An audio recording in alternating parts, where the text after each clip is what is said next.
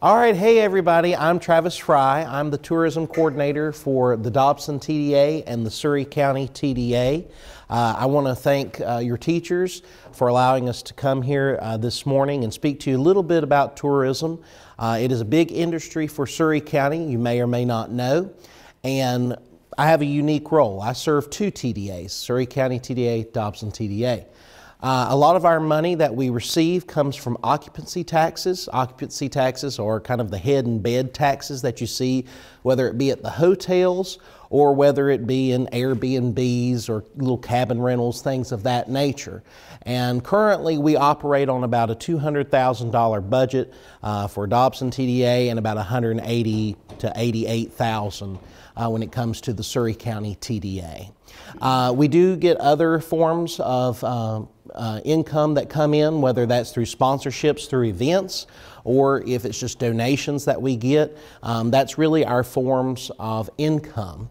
As far as expenses concerned, there's a lot of different expenses that we tackle. We do marketing campaigns, we do brochures, printing materials that you see, and then we also do events as well. So you'll notice as you go around the county that there's a lot of TDAs and it gets confusing, so I'll try to explain it to you, and I'll try to explain how they're a little unique. It depends on their location. So first of all, we have the Mount Airy TDA, we have the Pilot Mountain TDA, the Dobson TDA, the Elkin TDA, and the Surry County TDA. All of those TDAs come together and they form what they call the Surry County Partnership. And the partnership, think of that as a big marketing firm for all five. So a third of every budget of those TDAs goes into this partnership for promotion, not only on a national scale level, but also on a state level and a local level. They're our marketing firm, and that's where we send a third of our budget to. As far as Dobson TDA is concerned, we are heavily focused on events. And you say, well, why are you focused on one particular aspect over another? And you have to look at your circumstances that are around you. What are going to draw people in? So when I first took over, the first thing I noticed is there's a lot of governmental buildings here in Dobson. And when people go to Dobson, they think, well, this is where I've got to pay my taxes. This is where I've got to go to court. This is where the jail is. And how can you get tourism to where all those things are? And that's the challenge that Dobson is currently facing right now. So through events, we're bringing people in from outside, whether that is promoting local bluegrass and old-time string bands that are in the area, having Rock the Block parties where we have food trucks, rock and roll bands from around the region, or having big festivals like the Ground Steak Festival. This will be our second year doing that. And in hopes of all of that, it is to allure businesses to the area. So we have a lot of empty storefronts that are around the courthouse square. And my hope is that maybe one of these companies that sets up an event or a festival say, gosh, that's a great brick and mortar. Maybe we can decide to move into Dobson and put our business here. And so that's kind of what we're trying to do, is allure businesses to where instead of being just a day trip, people can come and experience a weekend, which will eventually transition over to let's spend a week in Dobson. We do focus on agritourism. That is also another big focus for us. We have a lot of vineyards in the area, and one of those being Shelton Vineyards, which is one of the premier vineyards in Dobson. And so they have a lot of events that we promote, whether our social media allows us to do that, or we actually attend it, or we sponsor it. We do that with those guys, and they're a great partner for us. But when you talk about agritourism, people are thinking, well, what is that, just chicken plants, or is that, vineyards? It's a culmination of everything, and Dobson is a central hub when it comes to that. We're actually the gateway to the Blue Ridge Parkway. We try to focus off that, and some of the other things that we look at is, what can we offer in terms of outdoors? Outdoors is very popular right now. And so we've been focusing heavily on our parks and recs. So has anybody ever been to Dobson? I mean, other than pass by, like actually go around Dobson. We have a wonderful splash pad, and we have a great park and an amphitheater. A lot of people don't even know we have an amphitheater, but we hold concerts there. We have movies in the park. You bring your family, it's free of charge. You can sit out and watch movies with your family. And then the splash pad, that has been one of our single biggest draws to Dobson because it's free. It's open May through about September, and we see thousands and thousands of people come. And they're not just from Dobson. They're from Mount Airy, they're from Elkin, they're even from Winston-Salem at some points when they're spending the night, visiting Mount Airy and the Mayberry experience. They'll come over with their kids because it's free and they can do something fun on hot days.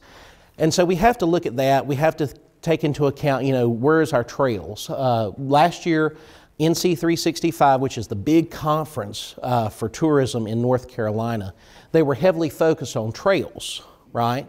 And so it was called the Year of the Trail. I don't know if y'all had seen that in advertising that had been put out or not. But that was one of their focuses. And so we started highlighting our trails, whether that was just outside the city limits at Fisher River Park with all the trails they have, the disc golf course, or inside Dobson city limits as well with our parks and rec. So a lot of different elements in that certain area are different when it comes to Pilot Mountain, when it comes to Mount Airy, Elkin. They all have different challenges, and it's how you overcome those challenges to bring people into your area. And so speaking for Surry County TDA, we do events, but we do more of getting people to destinations. So what we do for Surry County TDA is you've heard of the wayfinding program. I don't know if they've talked about that in class. Have you seen the purple signs here in Pilot Mountain that say Yadkin Valley, and it says, downtown this way, or library this way, stuff like that. If you look at those purple signs, those were put in by the TDAs, and we're part of the wayfinding program. It's to direct people to things of interest. And so in the Surry County TDA, we have a lot of ground to cover because Surry County TDA encompasses every part of Surry County that is not in a municipality. And that is a lot of land. And so we're trying to connect those dots. So if I'm going to Dobson and I'm going to Elkin, I'm trying to create some signs to get them to Mitchell River accesses, the vineyards that are along the way, downtown Elkin sites and attractions, things of that nature to help guide them to certain areas of the county that we can utilize and that we have natural resources for as well. So that's one thing that we do for the wayfinding program. We also have what we call a TODS program. And we started recently doing this in Elkin at Cedarbrook Country Club. They're little directional signs that are probably like this big, and it's probably as wide as my hands. They're very narrow, they're blue, and they have like 0.2 miles, 0.3 miles. And those are directional signs, tourism-oriented destination signs, that's the short for TODS, that get you to those locations. So our focus has been on getting people to the golf courses, because that's a big draw for tourism as well. So we're getting ready to do that here in Pilot Mountain with PKP, excuse me, and then also over at Cross Creek Country Club as well. Those things are in process. The other thing that we do is maps and brochures. So you'll see that the Surry County TDA has about 4 maps, I'm sorry, excuse me, and those maps include the North Carolina Ground Stake Trail, or Surry Ground Stake Trail. We also do the Pilot Mountain maps, Pilot Mountain State Park maps. Those just came out. We do the Surry County Bikeway maps, and then we do a Four Rivers map. All of those maps help people get outdoors, but they also bring an investment to the community. We want people to travel along those trails so they can experience not just only the big attractions like Pilot Mountain State Park, but everything in between those areas as well. The other thing I wanted to mention, at least from my job point of view, this is my second year going into tourism. I started out in the chamber world. I had no intention of going into tourism at all. So I'm really excited they have a class for people that are excited about tourism because it is a growing industry, rapidly growing. And mentioning on the Year of the Trails, excuse me, we started a new trail this past year. And did anybody hear of the Ground Stake Trail? Has anybody heard of that? Okay. It is a part of our promotional packages for 2023 and 2024. It'll be featured in USA Today.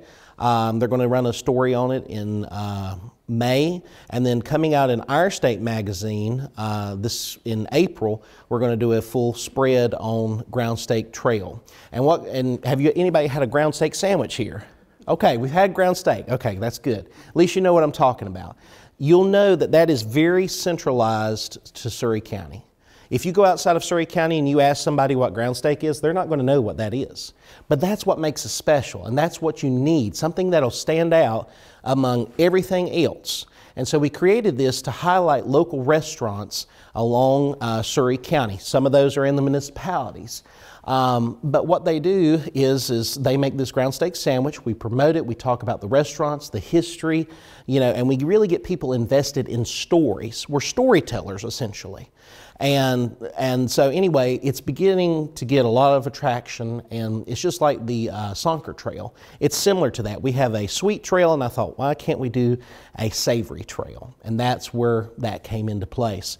And so you'll start seeing that more and more pop up. If you look at local restaurants, they actually have stickers now that say Surry County trail participant, ground steak trail participant. If you go to Aunt B's, you go to Cousin Gary's, you go over, let's see, All Sauced Up Barbecue, they're all on the trail. So you can check them out and they'll talk about it, and it's really nice. But it helps them because they're invested in Surry County. These are local businesses, and they work tirelessly for what they do. And so what we try to do is lift those companies up and build them up through tourism. The other aspect of our job is through marketing. So I mentioned Our State magazine, USA Today.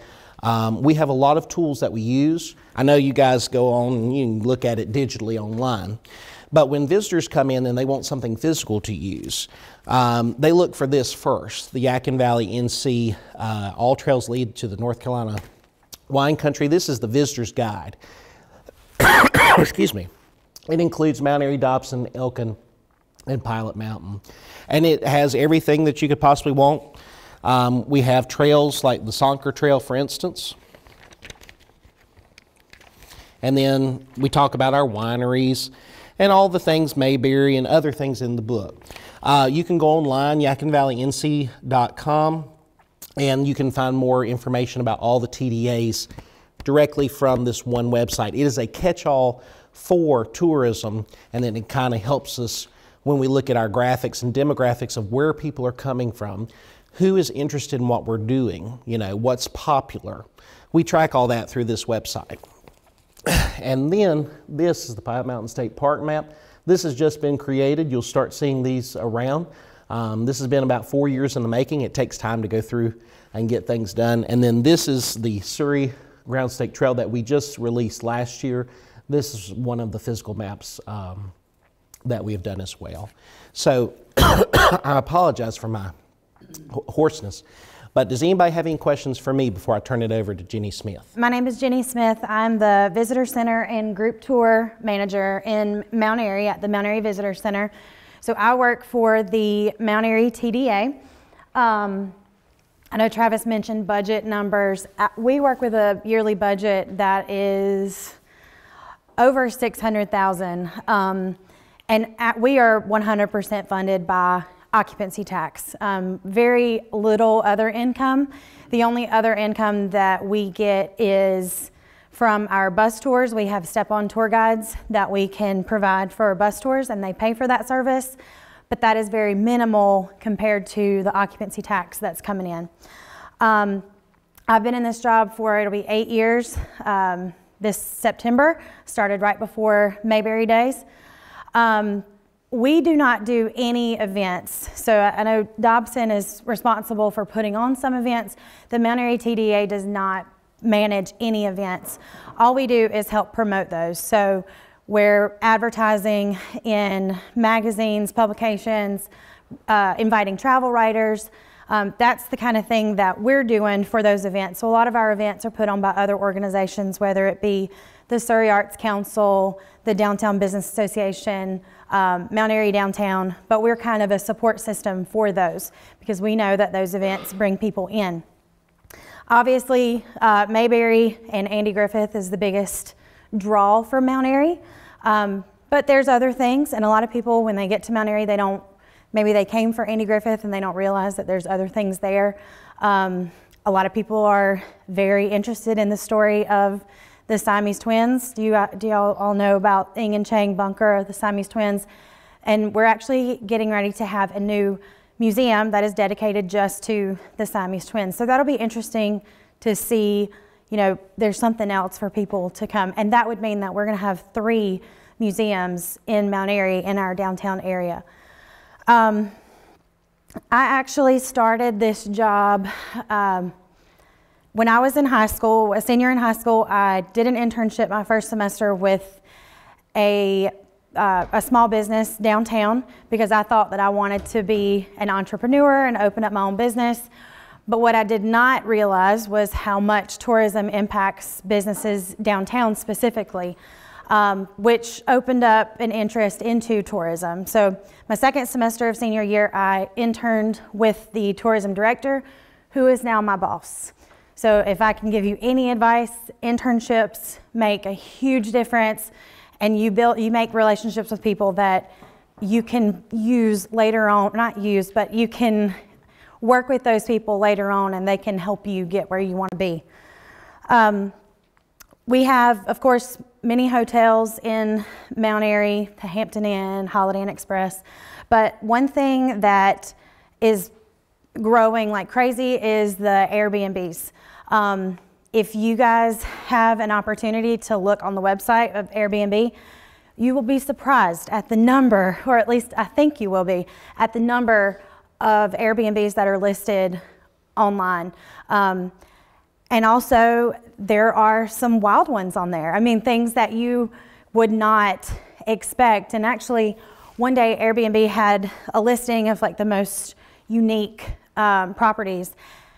And this place in Mount Airy popped up. And it is, I believe it is like an old camper that they've covered with some kind of spray something to make it look like a big boulder.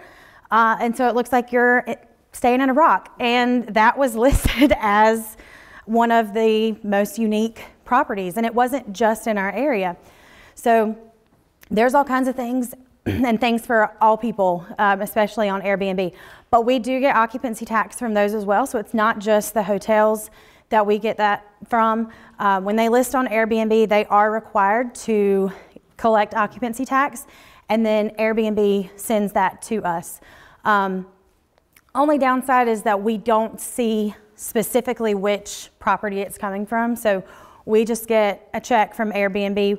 We don't know which ones are kind of the most popular, but you can see that from reviews online. Another thing, I work with bus tours. So when these big motor coach bus tours and even church groups, school groups come into town, a lot of them will contact me and ask me to help build an itinerary. So my job is to kind of give them suggestions, whether it be a timeline, because a lot of them, if they've never been here, they don't know how long it's going to take to have lunch, to do a museum. And like I said, we do the step-on guides. So I work with those groups to help them set up everything that they're doing. Some of them that are staying multiple days, I have to help find them lodging and multiple meals. So working with them, and you never know, they're all different groups. If it's a church group, they may, don't you dare mention a restaurant that serves alcohol or wine or anything like that. But then you may have another group that specifically wants a wine tour. So you just have to know all your assets that you can be able to present to each group. I also do our social media for Visit Mayberry. We're on Facebook, Instagram, and TikTok. So that's one thing that we are trying to actively improve every day. But that is one thing that I'm responsible for as well. The visitor guide that Travis mentioned, we print these every other year. Now this one reads more like a magazine, so everybody's listing is not in there, But there's QR codes that'll go straight to our website that does have that information, because really people are not going to read through a list like that, and if there's no pictures or anything like that, it's kind of hard to know what you're even looking at. I also serve on the Downtown Business Association. So where tourism, the TDA doesn't do events, I do work with the Downtown Business Association, and we do the Christmas parade, the 4th of July parade, Farm Fest, cruise-ins, Moonshine and Racers reunion, downtown trick-or-treating. There's all kinds of things that we do with the Downtown Business Association, and that is all volunteer. I'm not paid any extra to work these events. The downtown businesses and merchants that volunteer with that, they're not paid anything to do that.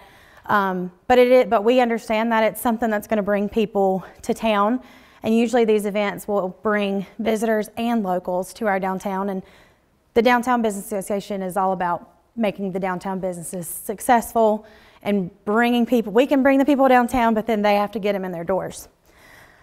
I serve on the Appearance Commission also, which is the organization that's responsible for kind of doing litter pickups around town, encouraging other groups to do that and organizations. And then we do the Christmas tree lighting every year, which this year I was very happy that we got a new Christmas tree. We host travel writers, which is something that's really interesting. We have bloggers, influencers, people that write for travel magazines. And a lot of times we work with the state. They'll kind of they vet these people and then they'll send them to us. And then we work with them to set up where we want them to go. Sometimes they'll tell us, this is kind of the story that I want to do. So we'll kind of point them in that right direction. And other times they want us to suggest things for them to do. So sometimes we go with that travel writer and show them around. Sometimes they do everything on their own, but we've set it up beforehand. One thing I love about this job is that no 2 days are alike. Things come up every day that just like yesterday, I didn't know I was going to be doing this. So also, after this, I have to meet with a location scout that is looking for locations in Mount Airy to do some filming for a project coming up next month. One day in the visitor center, I got a call from a guy that told me he was Danny Roebuck and he was on Matlock, and I was like, okay. I didn't believe him, and he was like, I'm coming to town tomorrow if you can show me around. I'm like, okay, just hung up, and then I looked him up and I was like, oh, he actually is real. I still didn't expect him to come. But, the next day I was hanging out with him and taking him around town. You just never know what's going to pop up. So it's really hard also to make plans because most likely they're going to change. But that's one thing I love about my job, because I don't think I could sit behind a desk and do the same thing every day. But it's also important to get out and meet with our tourism partners, our hotels, our bed and breakfast owners, people that own these attractions.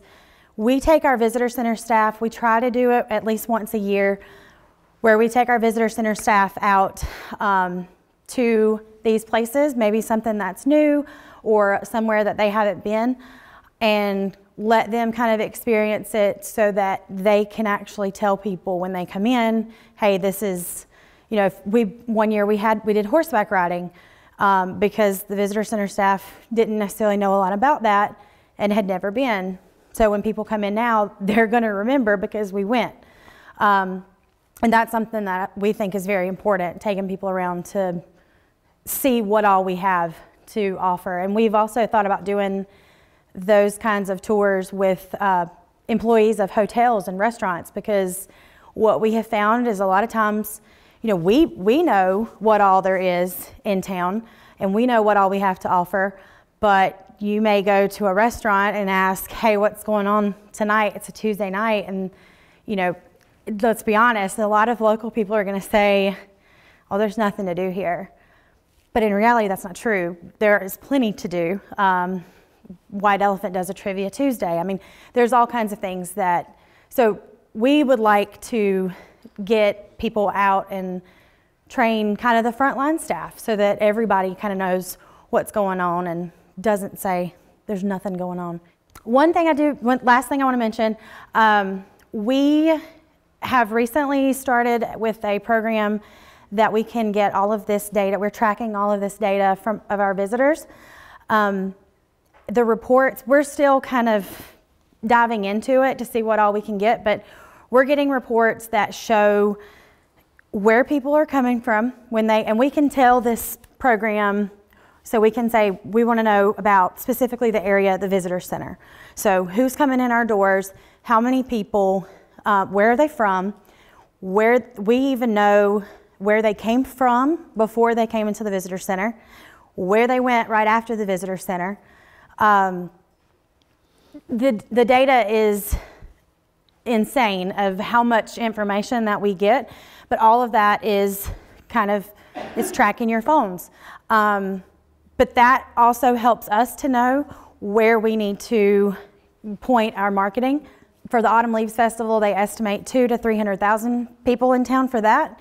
And Mayberry Days, they estimate 50,000 to 65,000. Does anybody have any questions? Yeah. Are they still planning on building the hotel at the Spencer Law? Yes. Down there and all that's going to be? Yes, there's actually, our executive director can't be here today because they are meeting about that. They are building a new hotel in the old Spencer's property, and we will also be getting a convention center with that as well. Great job. Thanks. Hey guys, my name's Jenny Kendi. I'm an East Surry graduate from '08. I know it's been a minute. I don't like to talk in front of people, so y'all are gonna talk with me a little bit. Who can tell me a little bit about Pilot Mountain 1940, 1950? What did it look like? What was our main industry? Textiles. We were textile driven. So we were very heavily a manufacturing driven community. So all of our economy was based off of the development of the hosiery mills, Armitex, the Armfield Civic Center named after the owners and founders of Armtex. So they were large pillars in our community for a very long time. Armtex left, and how did that leave Pilot Mountain, you think? Sid?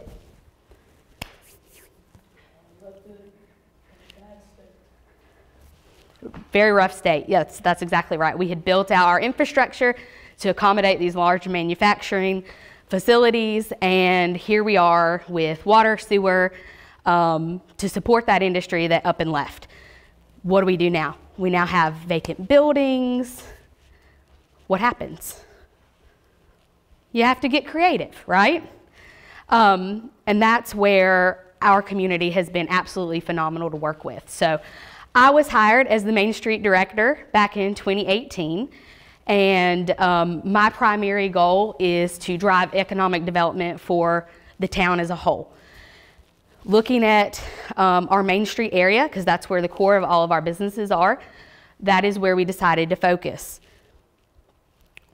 2018, we had very few businesses downtown.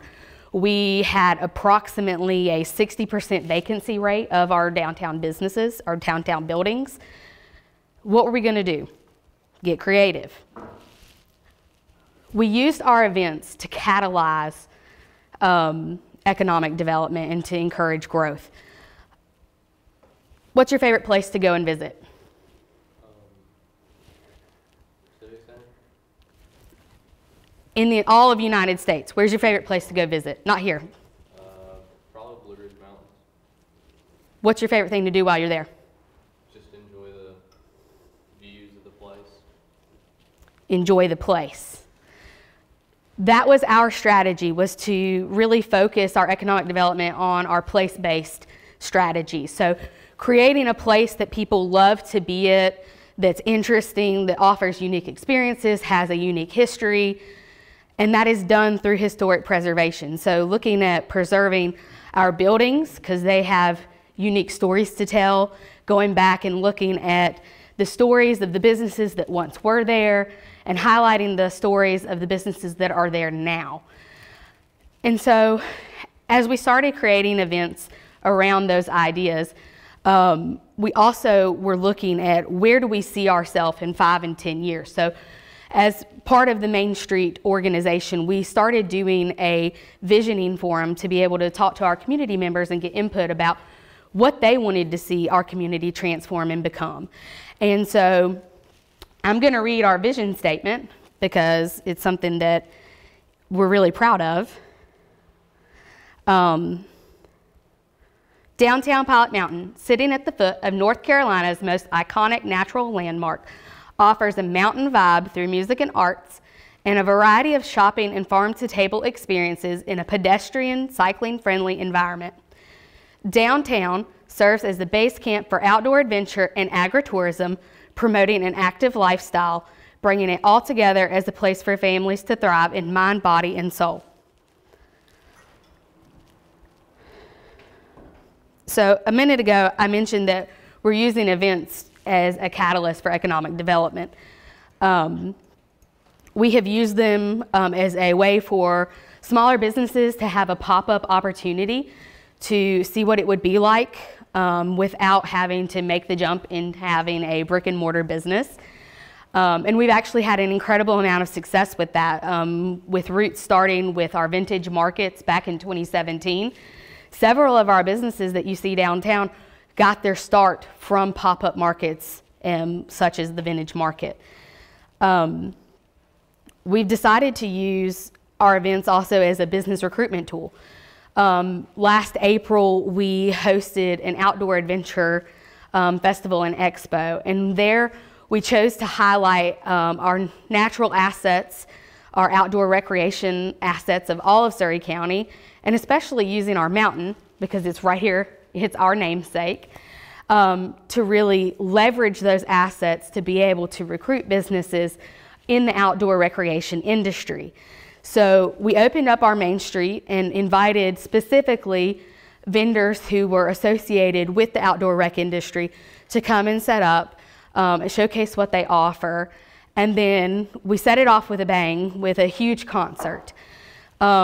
Based off of the data that we've collected from past events, we know that on average, our attendees for events, you have about 10% are traditionally locals, whereas 90% are visitors.